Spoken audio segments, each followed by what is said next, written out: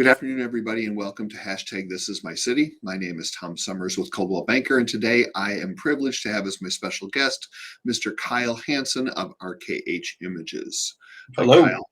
How are you today? I'm doing good. Thanks for agreeing to come on. For those of you that haven't seen this, because it's a somewhat new series, the idea behind all of this is to meet people in our community in the Minneapolis Saint Paul metro area that have a business and learn a little bit about them, why they live here, and also why they love to do business here. So, Kyle, tell me a little bit about where you grew up. I grew up in Golden Valley, Minnesota. Okay. Went to elementary school at Tangland and North Junior High and Hopkins High School, and loved being here. The only thing I don't like is right now when it's 37 below zero. Yeah, no one does, and anyone that does say that they like that is a liar. Were you shooting photos in high school, or when did you find an interest in having a camera? I think when my mom and we used to mess around with, my mom used to take pictures all the time, but I think when we started doing trick photography, where you would take a picture of someone and then you'd have them walk out of the photo and then you take another picture and then they look like a ghost when you got it back. I think that's when I was like, oh wow, that's really cool. Look at what it can do. And Because you could then, manipulate the image. yeah, I think I was like 5 or 6 when we started doing that. And then as I got older and getting into music and looking at rock magazines all the time, then photography really piqued my interest of, wow, that'd be something I really want to do. Well, and for those of you listening that aren't aware of this, Kyle has worked in the music industry for many, many years and ran a very successful store here in town called Discland with his partner Dave. So he has musical background as well as photography. What was it that made you take the jump from you were down in the valley, right? Yeah, I worked at down the valley starting in '85, and I was picking garbage out of the parking lot and mowing their 10 by 12 yard that they had in front of the store. If anybody remembers the original store.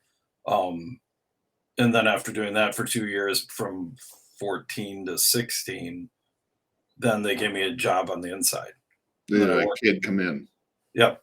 They're like, oh, Yeah. wow, you do a really good job and I'm trustworthy. And so they gave me a job and then I worked there until 97 and then opened my own business in 2000 with Dave. Okay. And did you ever consider the music industry to be your career, or did you always really want to do photography? Yeah, I tried getting into the marketing department and the PR and those kind of workings of Like it. with a label? Yeah, with a label or doing something different than just retail. Because after 12 years of retail, it gets tiring. But I ended up doing it for 35. And then in the mid 90s, when I was working at Down the Valley, I took a short course at School of Communication of Arts for photography. But most of it was, I just like taking concert photos was my main thing that I wanted to do. What looking back to all of your years at record stores and working in the music industry, what's one of the funniest things that ever happened to you with the store?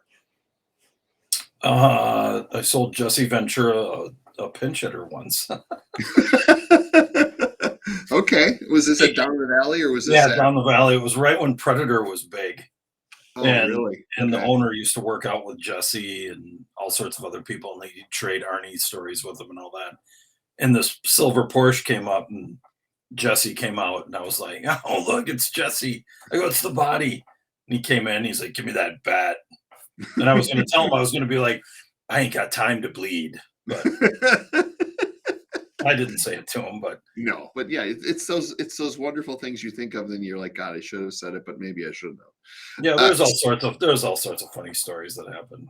Well, so what made you take the leap? Because it's a big leap to go from managing or working at a store to having enough nerve and wherewithal to open Discland, which was in Bloomington, for those of you off of 98th and 35. How did that happen? So I was working with, so I worked after down the valley. I went and worked for Disco Round and CD Warehouse, which it became while we were working there. I Okay. worked there for 3 years until 2000.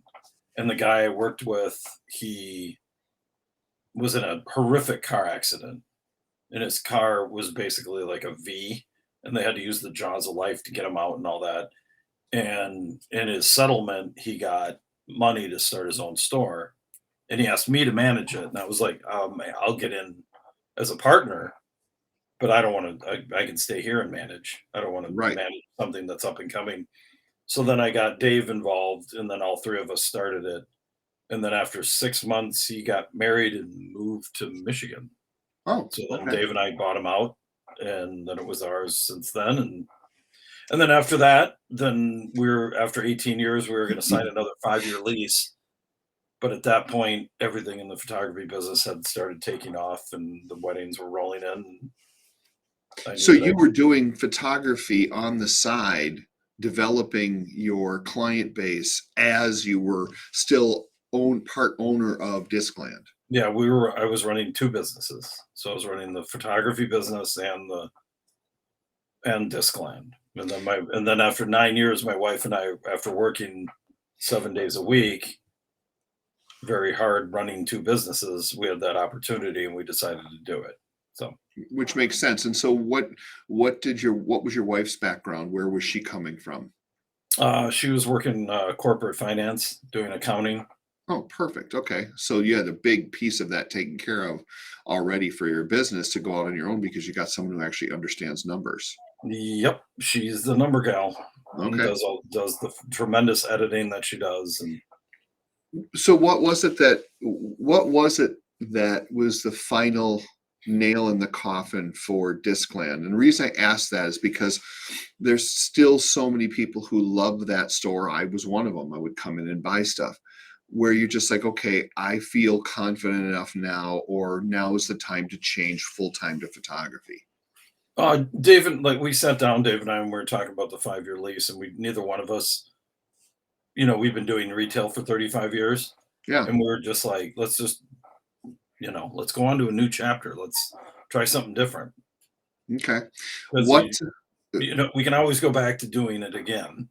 Right. Well, yeah, and like You you know, said, that you were starting to get booked and things were improving. And I think that's the thing that a lot of people don't realize about any type of business you're in is there's no such thing as overnight success. So Kyle is really busy now, but he started out like everybody else where you build your business slowly over time and you got to the point where okay, now it can be self-sustaining. So yeah. when you shoot bands, um, what do you who do you shoot for, or how do you get in, or what do you do?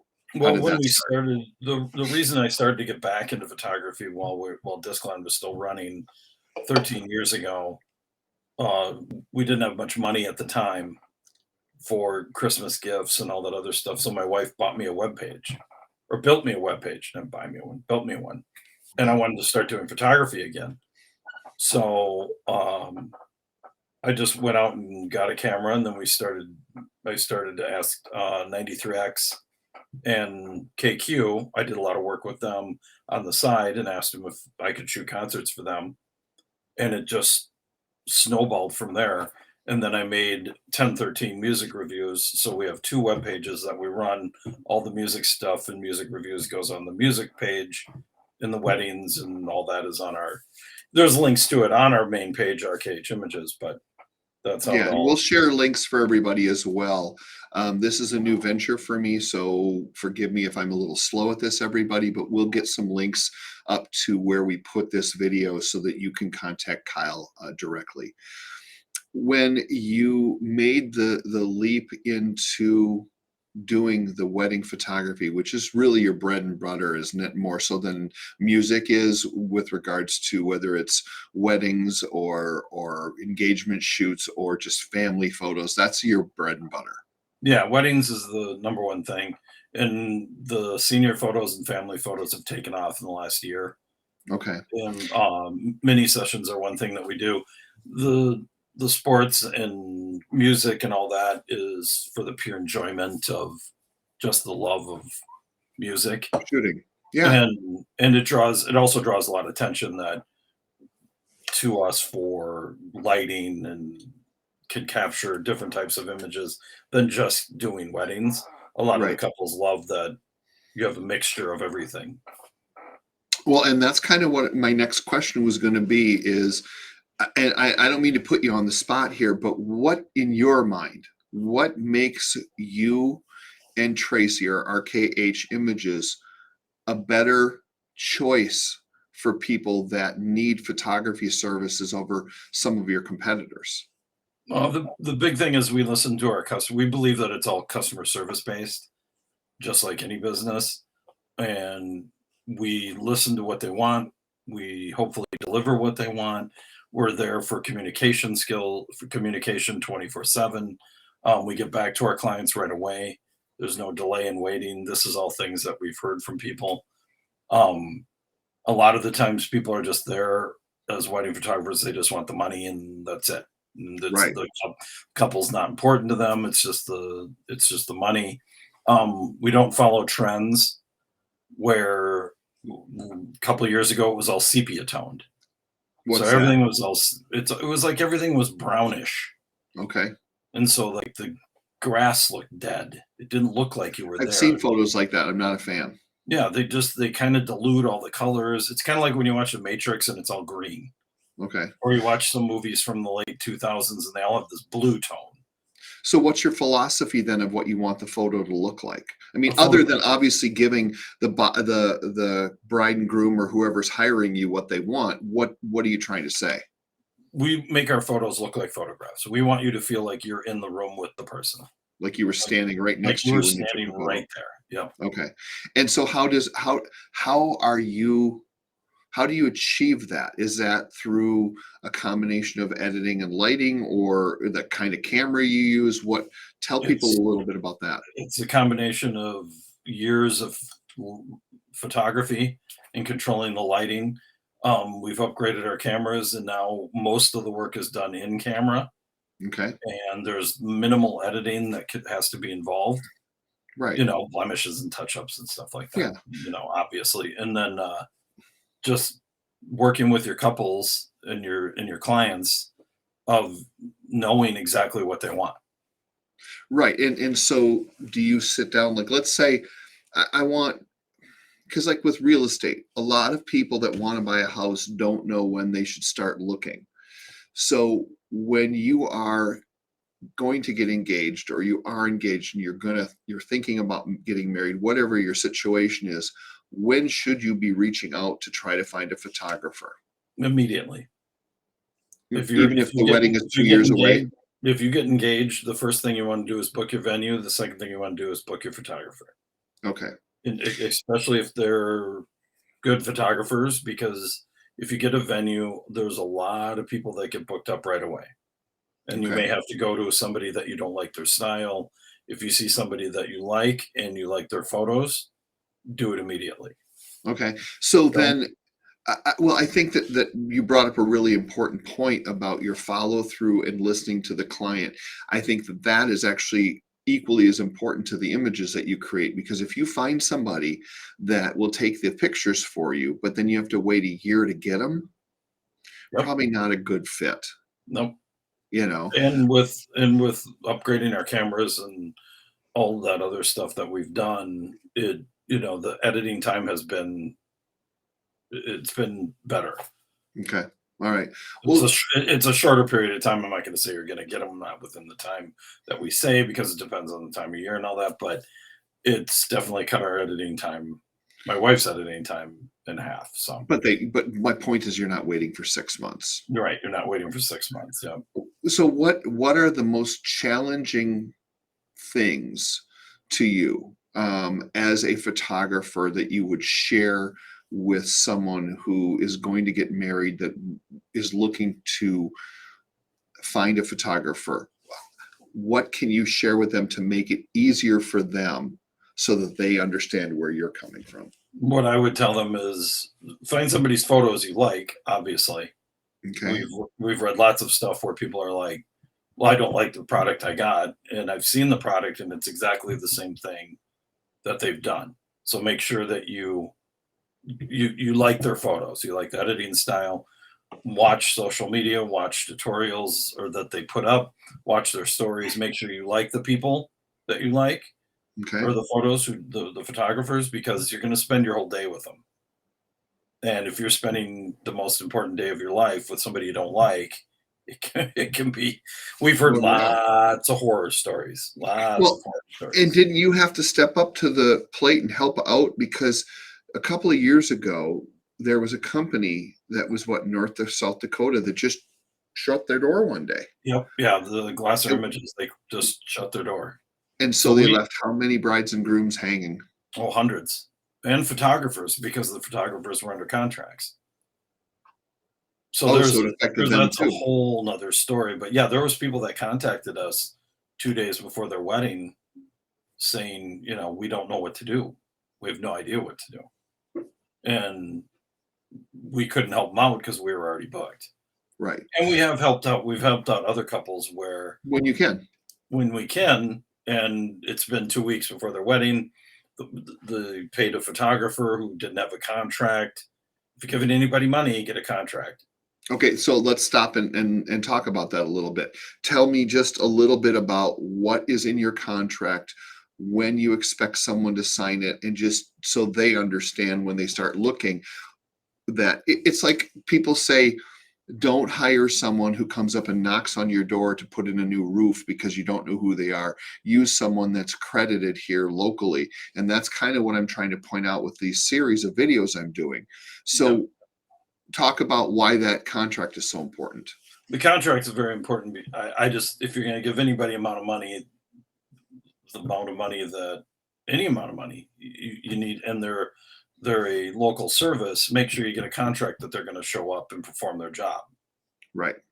And in our contract, it's all, I mean, it's 2 pages long, and it has the hours and what we're going to do and all that. Like Right. that's Yeah. It spells out what you're getting for your money, the Yep. service, the amount of photos, all of that, the amount of time they're going to be there. It, it sounds crazy, but there's some people who get so excited about hiring people because they're getting married, and I get it, that these are the types of steps that they miss, and it Yep. can create a problem. Yeah. So if someone Yeah, wants to, there was two brides that we helped out where it was a week before their wedding, and because they knew one of our previous brides, they called us and we helped them out. perfect. And it was we they were very thankful that, people just bail. They get the money and then they go. That's insane to me. So that's something you guys need to be aware of. Look out on Google for different types of testimonials. Visit RKH Images website. We'll try to put links here with all this stuff so you can reach Kyle directly if you're looking to book. And it doesn't have to just be weddings. He does engagement shoots, but he also does senior portraits, family photos. He's done some really cool stuff. So take a look at what the images they have to offer. And to Kyle's point, which is true because I dabble in photography, you get what you pay for, but even more so, choose the images based on the quality of the photo. Because if you don't like those images, that's probably what you're going to end up with, is something that looks like that, because everyone does have a style, right? Yep. Okay. Any parting words that you would like to share? Not off the top of my head I can think of, but Okay. thanks Well, for interviewing me and bringing me on the little video that you're doing. I absolutely, appreciate and I hope that people will give you a call and have a conversation, because Kyle's very personable. He's easy to talk to. Give him a buzz. Talk to him. There's no obligation. And if you know someone that's getting married and they haven't picked a wedding photographer yet, give him a shot. You won't regret it. His images are beautiful. Thank you. All right. Well, thank you so much, young man. Thank you guys, everyone, for supporting and tuning in to hashtag This Is My City. I hope that this will be a recurring theme, and a lot of you will find enjoyment out of learning about different local people in the community and the businesses that they have. Till next time, have a great day. Thanks, Ben. Bye.